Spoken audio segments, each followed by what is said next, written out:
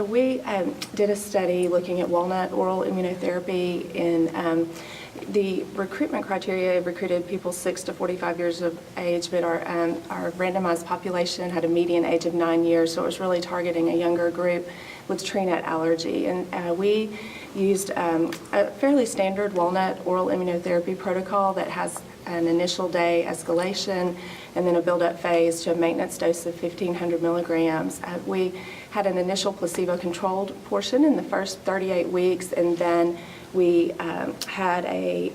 we did long-term follow-up through 142 weeks.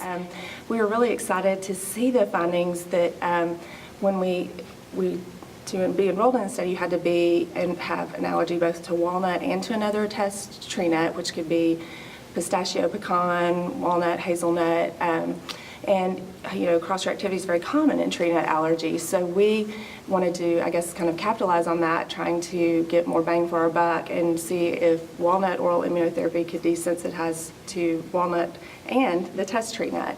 And so we found in our longer-term follow-up at 142 weeks, of the 9 subjects that we did challenges, 7 of the 9 exhibited desensitization to both walnut and their second test tree nut.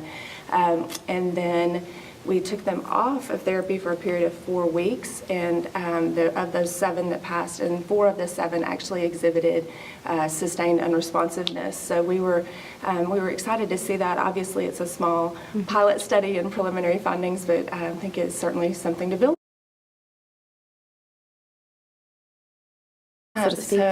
Gosh, that is definitely the million-dollar question about what causes allergies. And I think that kind of the when you look at a satellite view, the answer is it is probably some kind of maybe genetic predisposition with some kind of environmental trigger.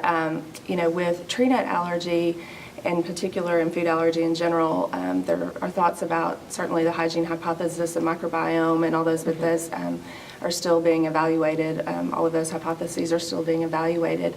It's also interesting in tree nut allergy, there's a lot of cross-reactivity between tree nuts, and then also our population had a lot of allergic rhinitis and other allergic disease, and so so I think it was a very allergic atopic cohort, which sort of hints at a genetic etiology, but certainly the underlying predisposing or the one cause is still yet to be determined for